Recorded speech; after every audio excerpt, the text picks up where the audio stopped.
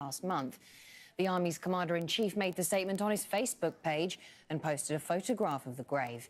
It's thought to be the military's first public admission of wrongdoing since it launched a crackdown last August, triggering an exodus of more than 650,000 Rohingya.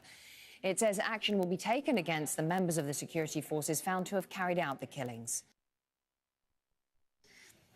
Well, in other developments from the country, journalists in Myanmar have staged a sit-in protest against the government's decision to charge 2 Reuters journalists covering the refugee crisis. They're accused of acquiring information illegally to share with foreign media. They've been reporting on the plight of Rohingya Muslims, as Charles Stratford now reports. The 2 journalists were arrested on December the 12th. They've been covering the crisis in Rakhine State, where hundreds of thousands of Rohingya Muslims have fled a crackdown by the Myanmar military. 31-year-old Wa Lone and Chur So U, 27, are accused of being given classified documents by 2 policemen. Prosecutors have charged them under the country's Official Secrets Act, which carries a maximum sentence of 14 years in jail. This is unacceptable. I want to tell you that they are charging us like this to stop us finding the truth. Their actions are wrong and unfair. Myanmar is facing heavy international criticism over its treatment of the Rohingya.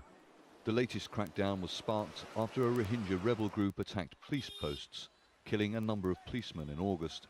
Rights groups say the Myanmar army killed nearly 7,000 men, women and children in the following few weeks.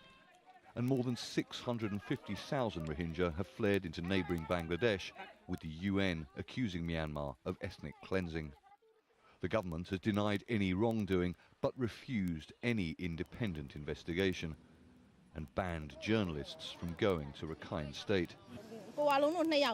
We are protesting today about the 2 journalists because we have permission to do this.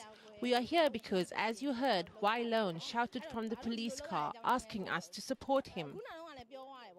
The case has cast a spotlight on Myanmar's difficult transition to democracy after nearly 5 decades of military rule.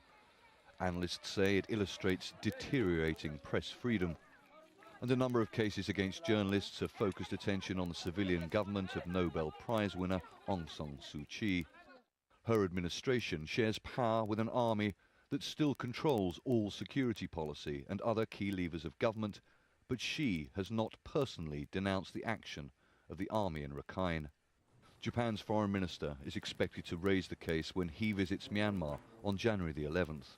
The Japanese government has conveyed its concern about this matter to the government of Myanmar.